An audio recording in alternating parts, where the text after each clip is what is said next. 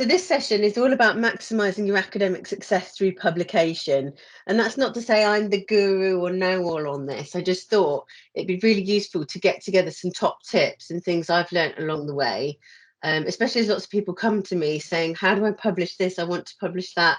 Don't really know how to go about it. I thought, you know what, it'd be easier if I just collate everything that's kind of been shared, put it all together and everybody can learn from it. And then ultimately, as you will see, you will become an academic unicorn, as is on the right there. So that's the goal really. As to why people should want to publish. We'll go through how you might think about what you might publish, who you might publish with, where you might publish, etc. And how you can make a real impact with your work.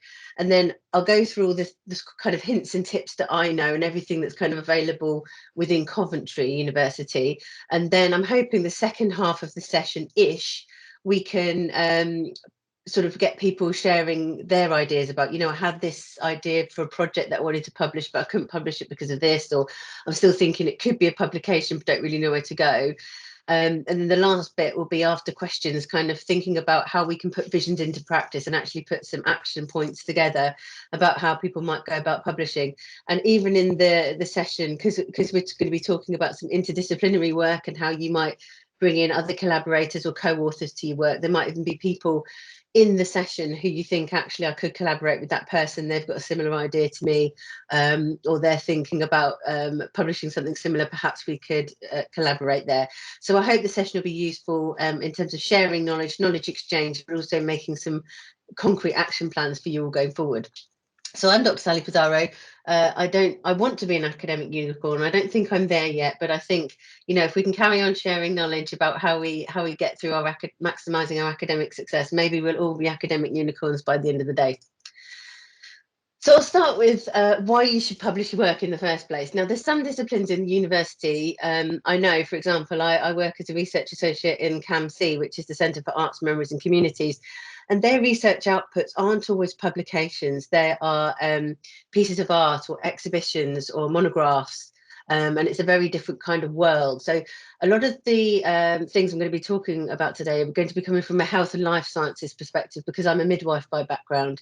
But I've tried to make it so that actually it could be applicable in all areas. And even people in CAMC now are looking at publishing their work and doing it in kind of a research format, putting it in words and putting it in publications, as opposed to perhaps book chapters or arts-based outputs that they've done before. So hopefully there's something for everybody. But ultimately, if you're doing something good, if you're doing something amazing, if your project is good in any subject area or discipline, you should be thinking about sharing it via publication. It's something that stays in the academic community. It's something that can be referenced back to, and it's something that's peer reviewed ultimately, as kind of the new truth or the new pinnacle of the field at the point of publication.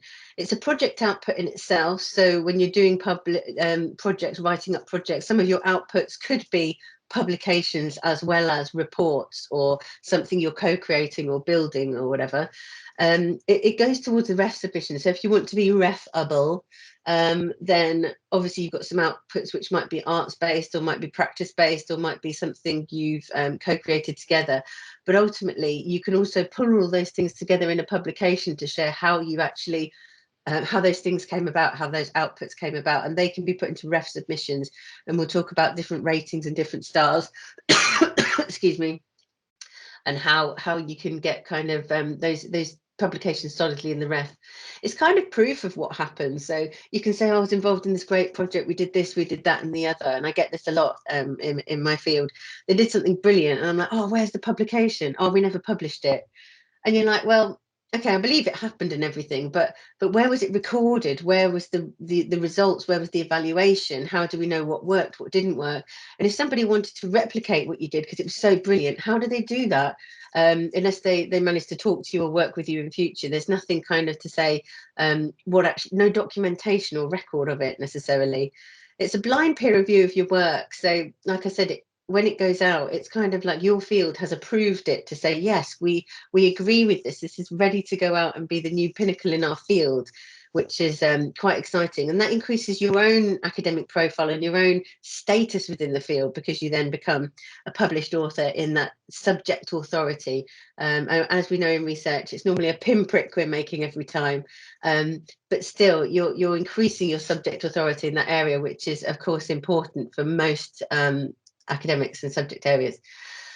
So the types of academic publication we're talking about, there's obviously more than this, but the main ones I thought about were editorials. So brief summaries in the front of journals, where you could perhaps talk about a brief summary of something you're thinking about, a piece of work you're doing, or something that's come up in your field that you just want to briefly talk about.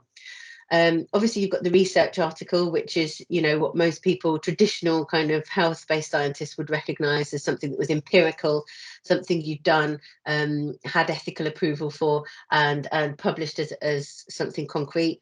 But you've also got discussion pieces, position pieces, which are also equally important when you're trying to make a point or make a case for something needing change or further research in your field.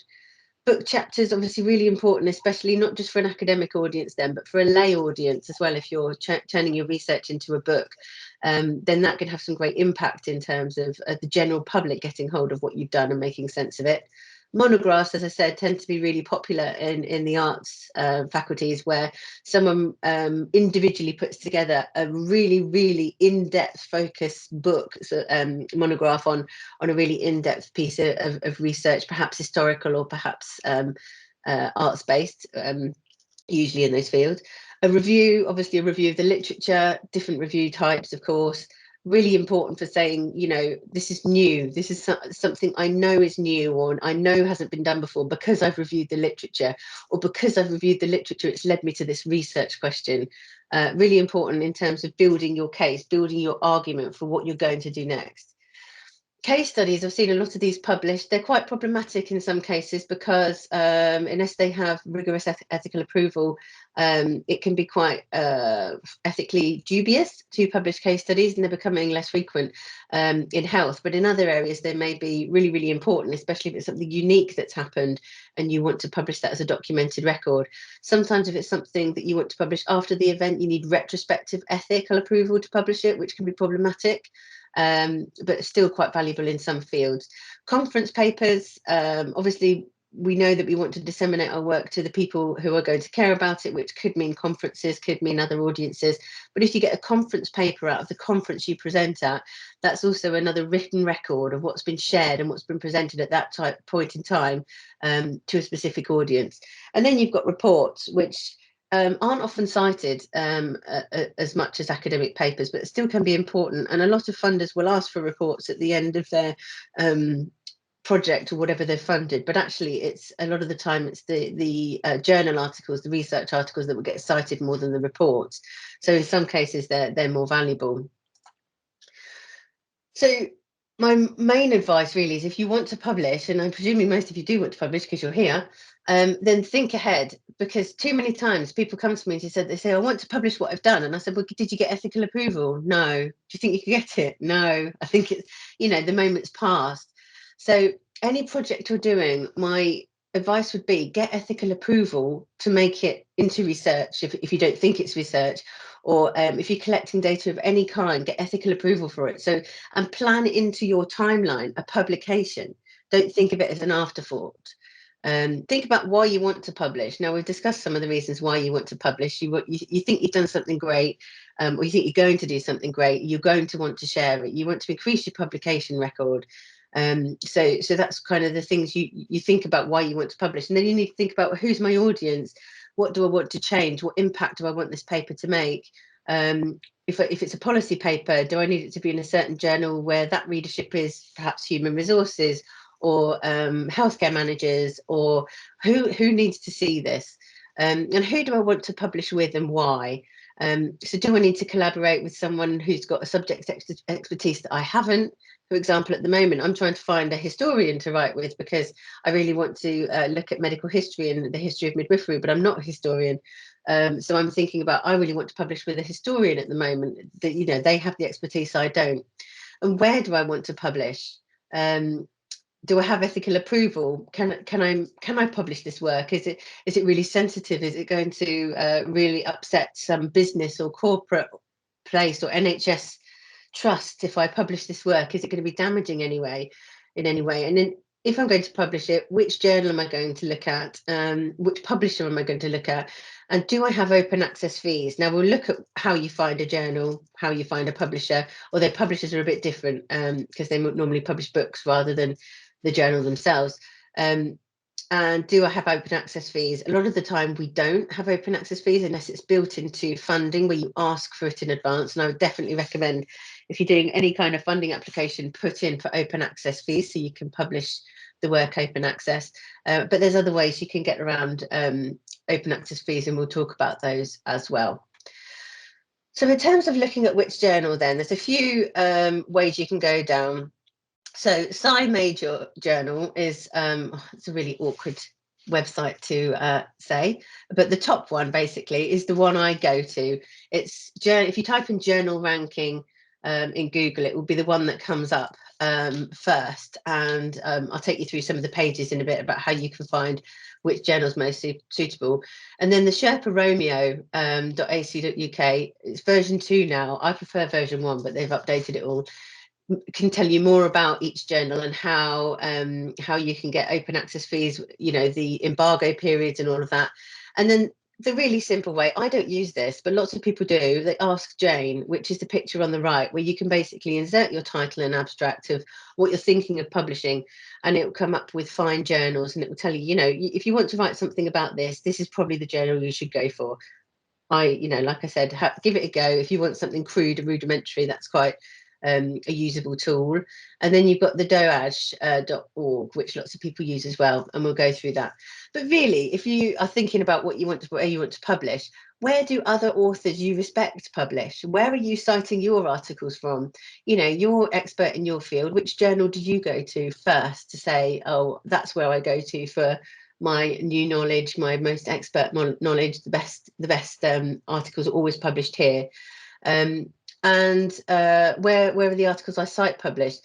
And then you've got to think about, does my article match the ambitions for publication? Now, what I mean by that is, you're not going to go for Nature if you've got a really small sample of interviews about a really random topic. You've got to think about, where are you pitching your research or your work in terms of the journal. So if it's educational research, for example, you may not go for a top journal if it's a relatively small single site sample that you're talking about. So you need to look at what type of things each journal in the educational field publishes, and don't aim too high, but don't aim too low either. So you need to really think about where you're pitching it. And can you meet the journal guidelines for authors? So any journal you're thinking about, go to their author guidance, look at their word count, look at their subscription, you know, whether they're a subscription only journal or a gold open access journal only, or whether they're hybrid. Does it fit? Does it match? Can you meet their journal guidelines if they're looking for something specific? They're going to want ethics. They might want, say, a reporting guideline used, etc. Are you going to be able to meet those guidelines if you go that direction? You also need to look at impact factor. It's not the major thing, but it is something to think about. It's based on a 2-year period, and it's calculated by the number of times the articles were cited by the number of articles that are citable, so the ones that were published in the journal. Very few journals have an impact factor of 10 or higher. I rarely see anyone above kind of 7. Most journals have an impact factor equal or greater than 1. Basically, if it's higher than 2, it's in the 40% club. I would, if you could get anywhere above 2 as an impact factor, I'd be happy. Especially if it's kind of mid-level research, you know, you'd be happy publishing there, unless you've got something super special, in which case you may want to look for a little higher. But look at the individual ranges in your subject area, because I mainly obviously look in health, but different areas will have different impact factor ranges. And does it really matter? Some people argue yes, some people argue no. I personally, my most impactful paper is in a really low impact journal, but I published it there because I wanted a certain audience to read the publication, and it's had more citations than any other of my papers put together. So is impact factor important? Discuss. Other metrics to look at, cite score.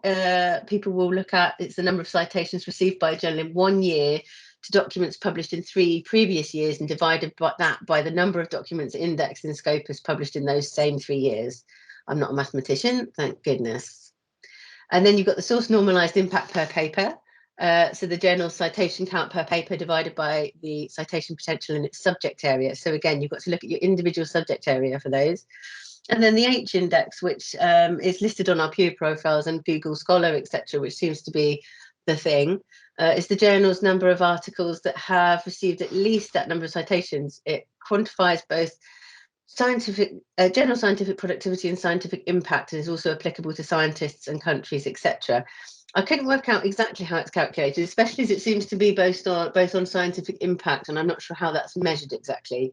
But basically, if the author's total article count is 33, 18 of the articles are cited at least 18 times, the H index will be 18. So that's how you work that out. So let's go to the SCI Mago journal ranking. So this is the journal ranking site I was talking about. If you type in journal ranking, this usually is the one that comes up first. And this, I've written a load of blurb there about how it comes up with the calculations, etc. But really, it's talking about Q1, Q2, Q3, and Q4, the quartiles of quality. Q1 is the top 25% of journals on the list, and then obviously you get more and more as the list goes down. I always try and aim for Q1 journals. In your individual fields, there will be Q1 journals listed, and I'll show you in a second how it comes up on the site exactly. But they're looking at weighted citations with this, really, which I think is a bit more important, because it's the ratio of total citations received by the output and the total citations that would be expected based on the average in the subject field. So it's more bespoke to the subject area, which I think is perhaps more important. But basically, this is your quartiles you're looking at: Q1, Q2, Q3, and Q4. So this is how it looks. Now, this is like almost the top charts, the top 40, the top countdown of journals. And number one, you pretty much always get the cancer journals at the top. So number one has a huge SJR ranking of like 62, which is way above this one below, number two, which is at 40. And that you can see what country it's from on the right, and what Q rating it has. So Q1, all of these will be Q1 because they're the very top of their fields and very top of all of the journals. So you've got a couple of ones from Nature there, which you'd expect, and a couple from Cancer, which always comes out pretty much on top. The little orange symbol here means it's open access only. So expensive if you want to publish there, and good for you if you're publishing in that number one journal up there. Tell me how to do that. So this is me looking at subject area. So this is my subject area. So you see at the top here, this is my maternity and midwifery section. So this is my subject specialism, and these are the top journals in my field. They're all Q1. They're from different countries. They're a lot lower down than all of the cancer journals, but I'm a midwife. I want to be publishing in midwifery journals. So women's health issues, the International Journal of Women's Health, if I can afford it, because that's open access. Women and birth and midwifery. That's where I usually hit all of my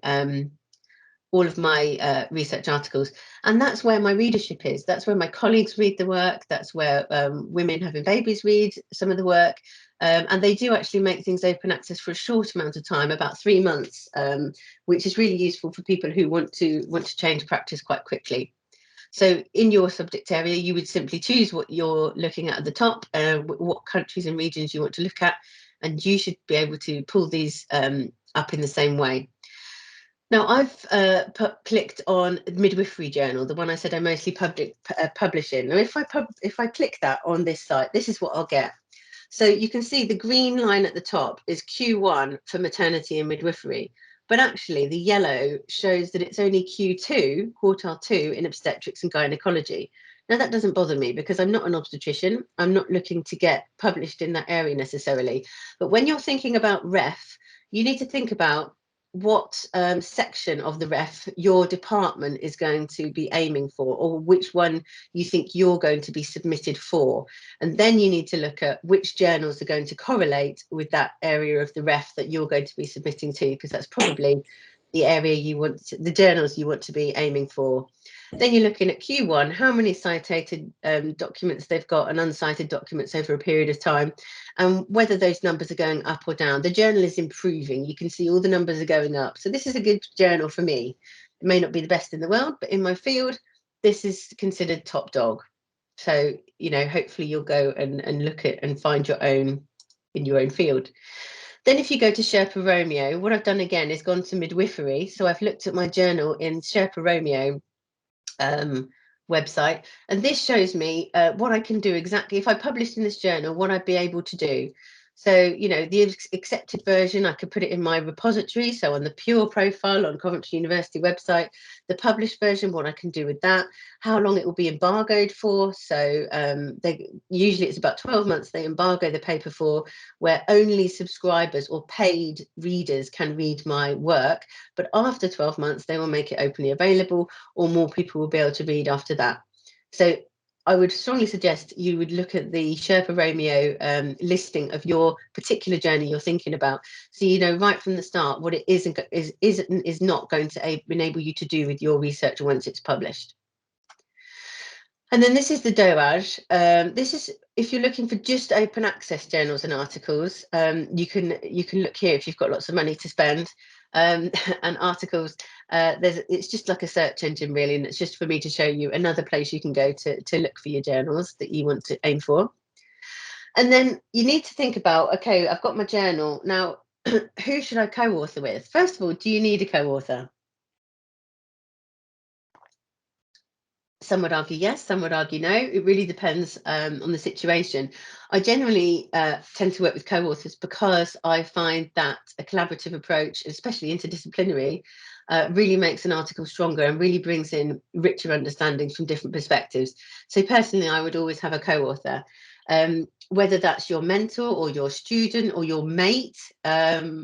Is another question, but the credit author statement really tells you who should be listed as a co-author.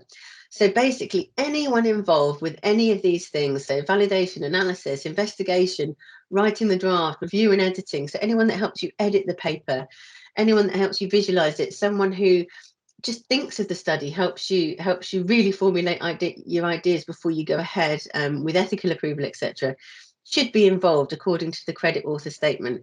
And a lot of journals now will invite you to add a credit author statement. And if you're listing authors willy-nilly, they'll say, well, what did this author do? What did they contribute? And you will need to list one of these things that they did.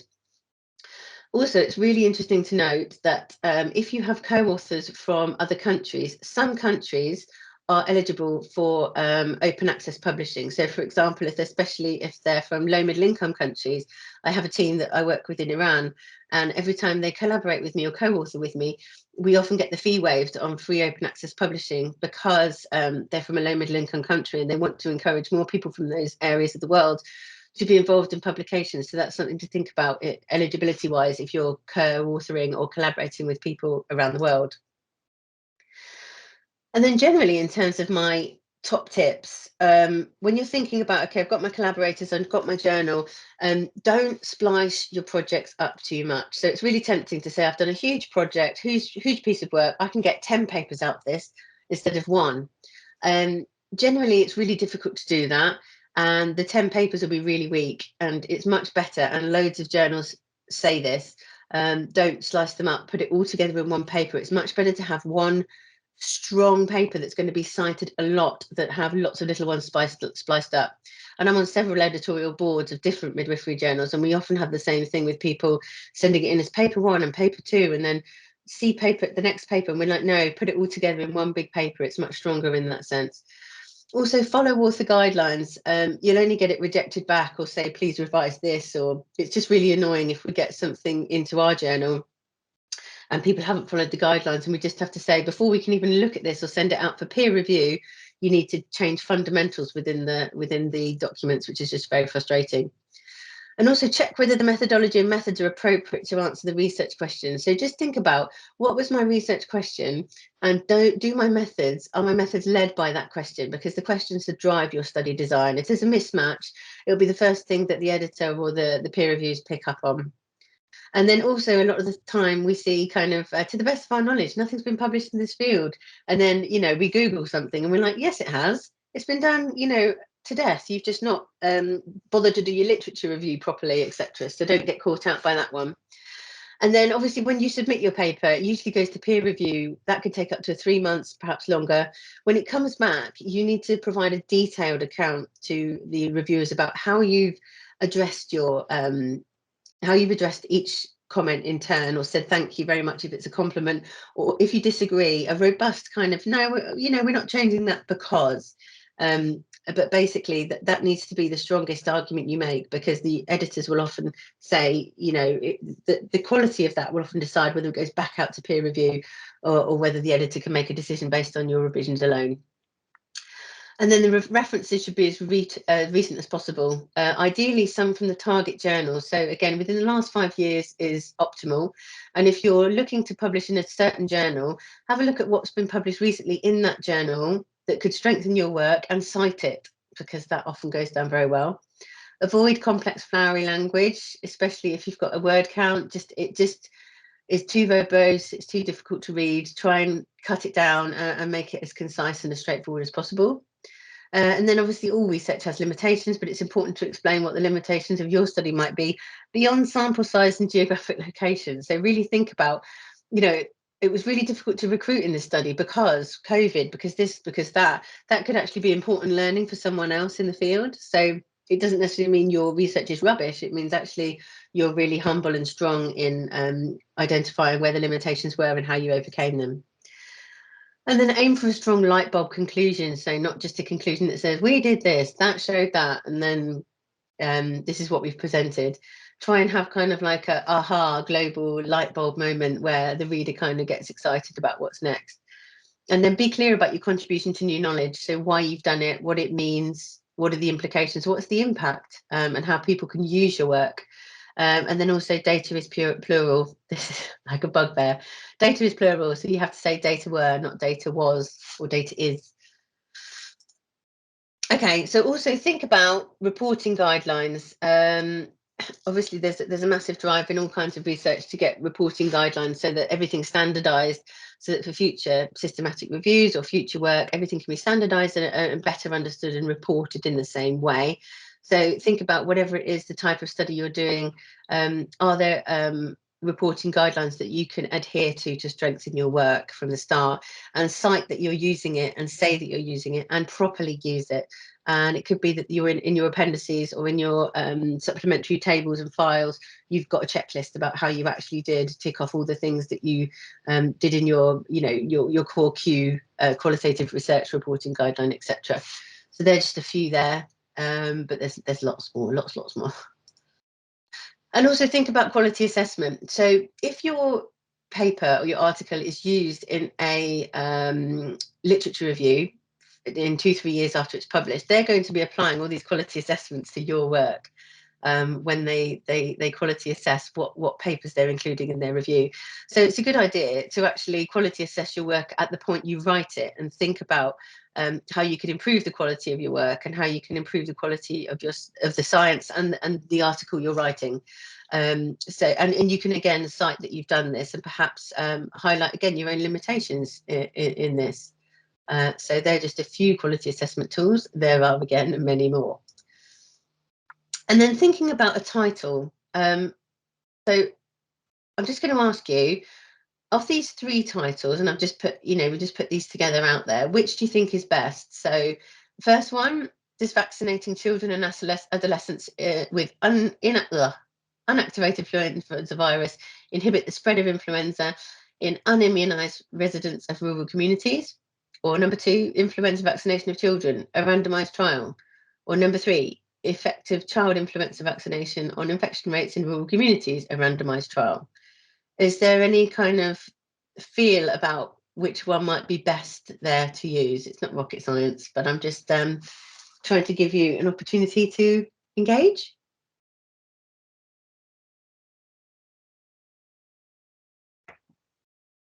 Anyone? Oh no, we've got a silent audience. It's in the chat. There's quite a few 3s in the chat.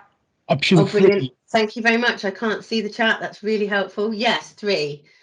Basically, number 1 is too verbose. Doesn't really tell you what it's about.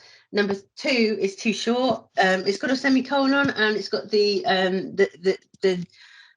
methodology included, which is really useful, but it's too short. It is number 3. 3 is the winner. And it tells you kind of what it's looking at and a semicolon with the methodology approach at the end. A colon in the title generally increases citation, we know that, and it's perhaps because the study design might be in the second clause, because when people are searching for different studies, they will often put in the method used, so randomized controlled trial or interview study or whatever it might be. And then think about why your interest will be of why your research might be of interest to others, and make this clear in the title. So why would people want to look at this? Why would they want to read it and give their time to it? Make it clear in the title, and then just peer review it. Just ask colleagues, does this make sense to you? Would you want to read this? Is it interesting, etc. Because the title really is everything in terms of getting your work noticed and potentially cited.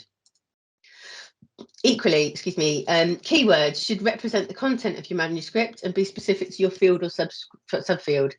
So these kind of 6 steps are if you want to, but if you put the title in your manuscript into Google before you submit it, think about what keywords come up, and look at what keywords come up and what other people are looking for and what you do and don't want to come up with your Google search, with your research. Pull out the keywords that you like that have come out from Google's and run that in a search database.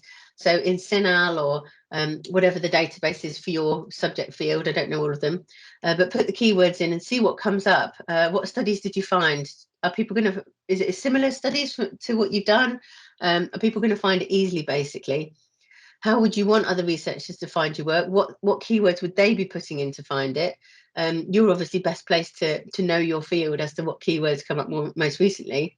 And you want it to come up in a systematic search, obviously. So if you look at mesh headings or other terms via subject databases in the library, or library databases, then that can be really helpful in thinking about what you might want to use. Also, look at the articles you're citing. What keywords do they use? Because you found those articles, so it makes sense that the same keywords might apply, or at least some of them. Then obviously, once you've published, congratulations, you've gone through the peer review process, it's all been accepted. The peer reviewers are excited, they've said well done, patted you on the back. It's all gone through copy editing, the journal's asked you to check for typos, etc. And then it's out. So in my field, in the journals I publish in, they tend to put it online first and give you a little link to share your work free for about 3 months, like I said, but it's not the same with all journals, so please don't take that as read. You need to check your embargo period and agreement you've made with your particular journal as to where you can and can't share it. If you had an ORC ID, I would strongly get you an ORC ID before you start to publish, because when you put your manuscript in for review, they will ask you, do you have an ORC ID? And you should be putting that in.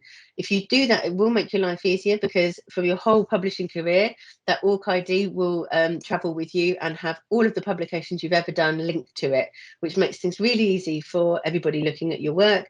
And also that will link to Pure Profile for Coventry University, so the ORC ID stuff will draw everything into your Pure Profile as well. So it's less work for you in the long term. You want to be thinking about sharing things on Twitter, in bespoke Facebook groups, depending on who you want to target, who you want to look at it. LinkedIn, editorial summaries. So once you published a really high impact kind of scientific paper, you could do a small editorial in a local journal or in a kind of tabletop journal to say, look, this new piece of research out, I want to discuss it. Why did I do it? It's almost like a journalistic piece about how you talk about it. ResearchGate, you don't necessarily need to upload everything to ResearchGate. In fact, you're not allowed to upload some of your articles onto ResearchGate, but having them listed there and having a profile there, I found quite beneficial. Target email colleagues, say, dear colleagues, I've had this new piece of research accepted and published. I thought you might be interested. Please disseminate more widely.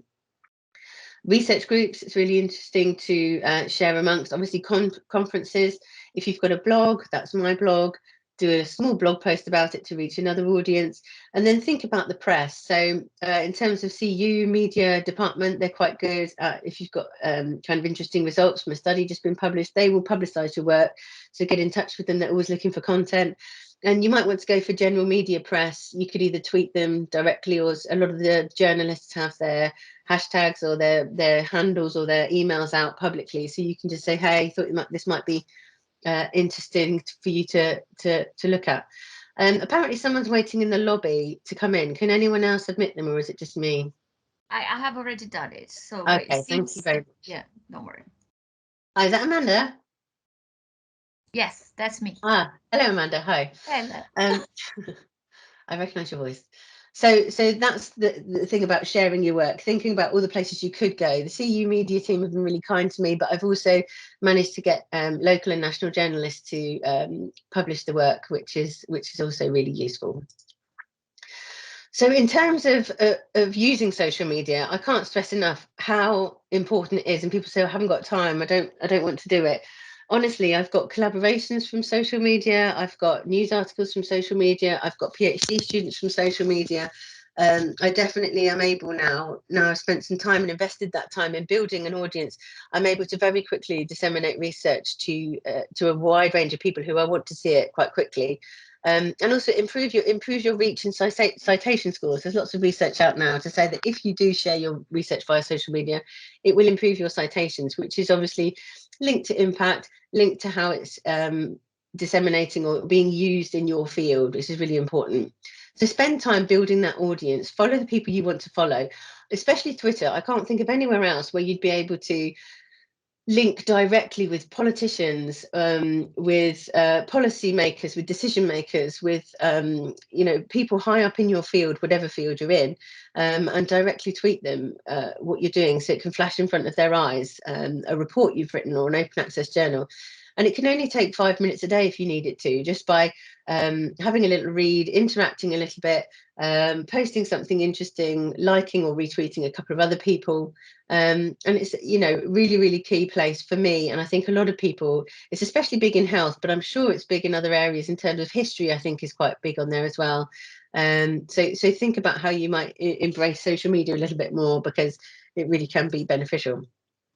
These are some of the ways that I've shared my research on social media. These are both tweets. And you can see who I've tagged in the tweeting. So here with my research inspired teaching framework, I've copied in Professor Adam Leyland, who is the top commissioner for health education England, and I've also tagged the journal on the left here, the journal I published in, and said to everyone, it's free access till mid-December, please have a look. And also I've put this picture up, which is just a screenshot of the work, and I've tagged in 10 really important people who I want to see this work.